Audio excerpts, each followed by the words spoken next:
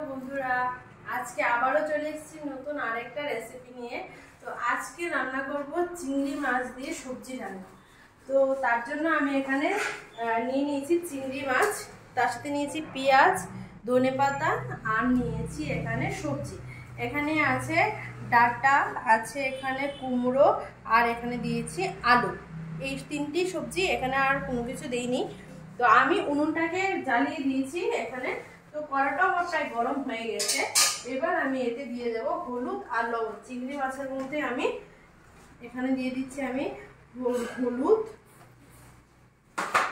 আর এখানে দিয়ে দেবো একটু লবণ। এবার আমি এটাকে মিশিয়ে নেব। তার আগে আমি কড়ার মধ্যে তেল দিয়ে দিচ্ছি।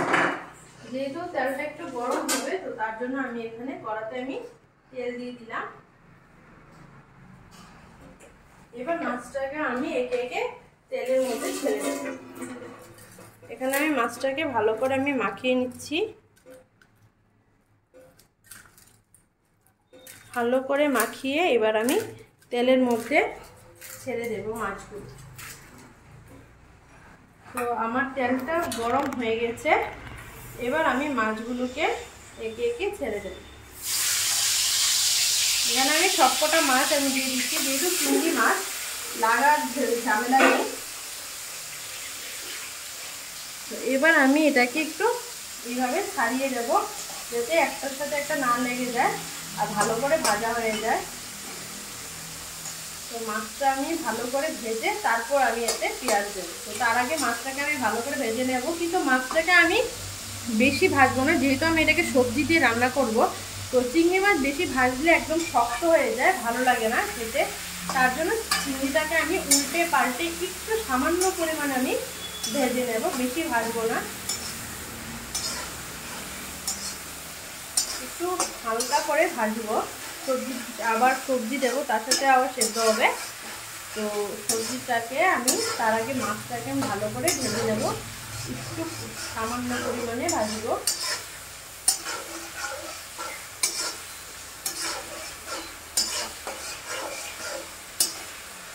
মাছটা প্রায় মোটামুটি ভাজা হয়ে গেছে। এবার মাছটাকে আমি এইভাবে একটু সাইড করে তার মাঝখানে আমি দিয়ে দেবো পেঁয়াজ। মাছটাকে আমি তুলবো না, যেহেতু অল্প সামান্য পরিমাণে আছে এখানে। তো তার জন্য আমি মাছটাকে এই দু ভাগ করে তার মাঝখানে আমি পেঁয়াজটাকে দিয়ে দেবো। তো আমি এখানে মাঝখানটায় পেঁয়াজগুলো দিয়ে দিচ্ছি, পেঁয়াজগুলো ভাজা হওয়ার জন্য।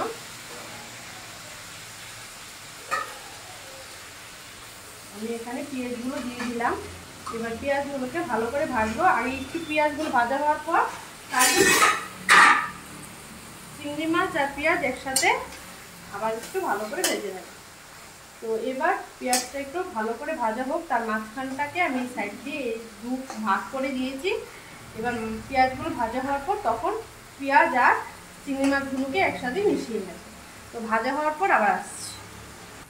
তো আমার এখানে পেঁয়াজ ভাজা হয়ে গেছে, আর চিংড়ি মাছগুলোর সাথে পেঁয়াজটাকে ভালো করে মিশিয়ে নিয়েছি, মিশিয়ে আর একটু ভালো করে ভেজে নিয়েছি। এবার আমি এখানে দিয়ে দেবো একটু জল। যেহেতু আমি মশলা দেবো এখন, আমি এখানে সামান্য পরিমাণে একটু জল দিয়ে দিলাম। এবার আমি এখানে একে একে দিয়ে দেবো জিরে আর ধনে। তো এখানে আমি ধনে দিয়ে দিচ্ছি 1 চামচ, আর জিরে দিয়ে দিচ্ছি 1 চামচ, আর এখানে লঙ্কার গুঁড়ো দিয়ে দিচ্ছি সামান্য পরিমাণে, আর এখানে দিয়ে দিচ্ছি আমি হলদে গুঁড়ো 1/2 চামচ, আর এখানে একটু সামান্য পরিমাণে যদি চাই কাশ্মীরি রেড চিলি পাউডার দিলেও হয়, না দিলেও হয়, আমি একটু কালারের জন্য দিয়ে দিলাম। তো এবার আমি ভালো করে এটাকে মিশিয়ে নিলাম মশলার সাথে।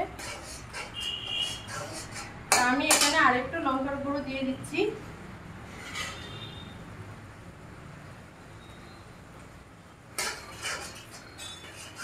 তো এবার আমি এটাকে ভালো করে মিশিয়ে নিলাম।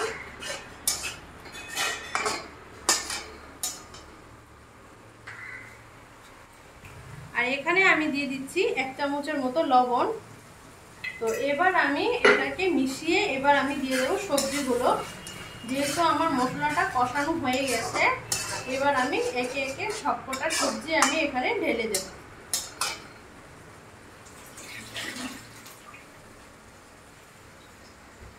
তো আমি এখানে সবজিগুলো দিয়ে দেব। তো আমি প্রথমে দিয়ে দিলাম ডাটা মানে ডাঁটিগুলো। তো এবার প্রথমে আমি এইভাবে দিয়ে দিচ্ছি, তারপর আমি ঢেলে দেবো, না হলে তো পড়ে যাবে। কুমড়ো দিয়ে দিলাম, আলু কুমড়ো ডাঁটা এসব তিনটেই দিচ্ছিল, তিনটেই আমি এখানে হালকা হালকা করে আমি ঢেলে দিচ্ছি। এবার আমি এটাকে ভালো করে একটু মিশিয়ে নেব। যেহেতু এখানে সবজিটা একটু বেশি আছে, তো একটু সেদ্ধ হতে একটু টাইম লাগবে। আর যেহেতু একটু মানে ডাঁটি সবজি দিয়েছি, তো তার জন্য একটু মানে নাড়তে একটু প্রবলেম হবে। তো তার আগে আমি এখন এটাকে আর নাড়তে পারবো না, আমি এটাকে ঢেকে একটু দিয়ে দেবো। যখন সবজিটা হালকা সেদ্ধ হয়ে যাবে, তখন এটাকে আমি ভালো করে নাড়িয়ে নিই। তো এখন আমি এটাকে একটু ভালো করে ঢেকে দিচ্ছি। তো আমার এখন ঢাকনাটা খুলবো, খুলে দেখবো সবজিটা কতটা সেদ্ধ হয়েছে। এখন আমি ঢাকনাটা তুলে দিচ্ছি, প্রচুর গরম।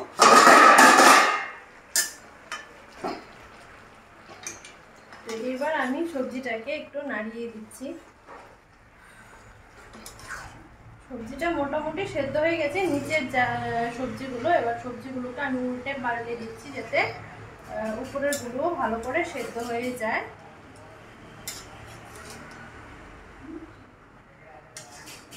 এবার আমি এটাকে আরেকবার ঢেকে দেবো, যাতে উপরে সবজিগুলো ভালো করে সেদ্ধ হয়।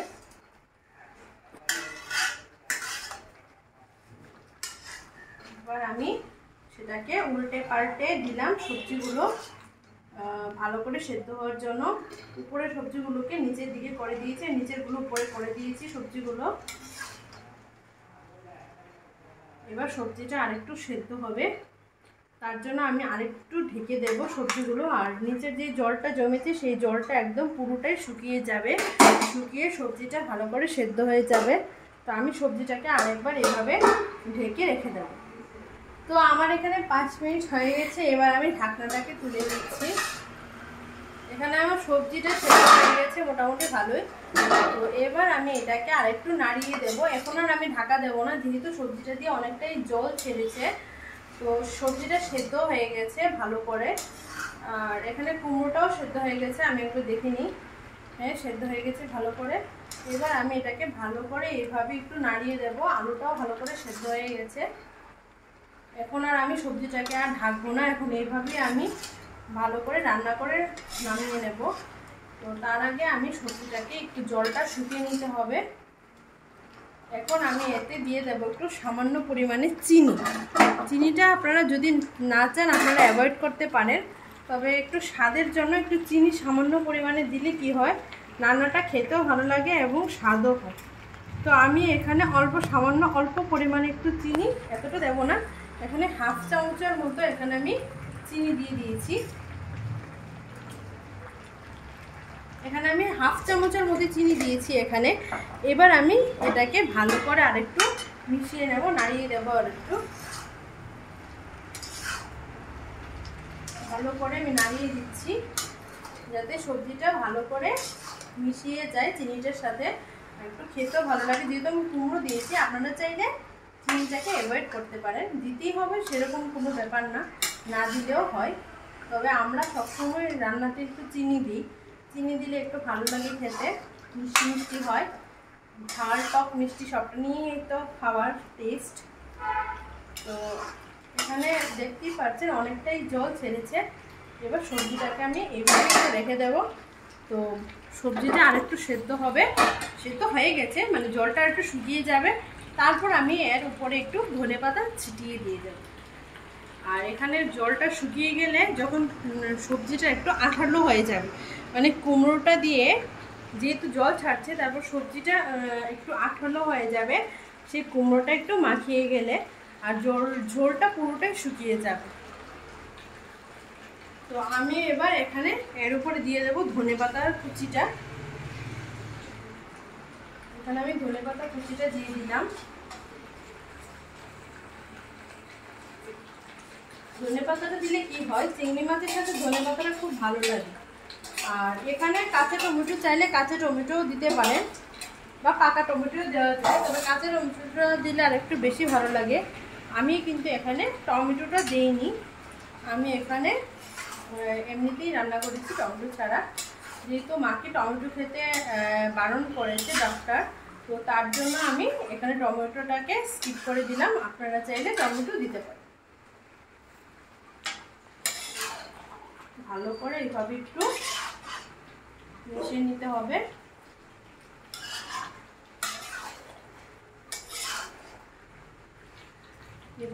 এইভাবে সবজিটাকে একটু ছড়িয়ে দিলাম, যাতে সবজিটা ঝোলটার সাথে ভালো করে মিশিয়ে ঝোলটা শুকিয়ে যায় এবং সবজিটা ভালো করে মশলার সাথে মিশিয়ে যায়। তো এইভাবে একটু রাখবো, তারপরে এটাকে নামাবো। তো ঝোলটা এখন একটু ভালো করে শুকোক, এইভাবে ফুটে ফুটে ঝোলটা ভালো করে শুকিয়ে যাবে আর সবজিটা একদম আঠালো হয়ে যাবে। খুব সুন্দর একটা গন্ধ বেরিয়েছে, খুব সুন্দর ফ্লেভার এসছে এই রান্নাটা দিয়ে। আমরা সবাই জানি যে চিংড়ি মাছ, তারপর ডাঁটা, তারপর আলু, কুমড়ো, বেগুন এইসব দিয়ে রান্না করলে খুব স্বাদ লাগে খেতে, খুব ভালো লাগে। চিংড়ি মাছ যে কোনো সবজি দিয়ে রান্না করলেই ভালো হয়। তো আমার রান্নাটা প্রায় মোটামুটি হয়ে গেছে, এবার আমি এটাকে নামিয়ে নেব। তো আজকের জন্য এই পর্যন্তই, আবার দেখা হচ্ছে নতুন আরেকটা রেসিপি নিয়ে। তো রান্নাটা কীরকম হয়েছে সেটা অবশ্যই কমেন্টসে বলবেন। আজকের জন্য টাটা।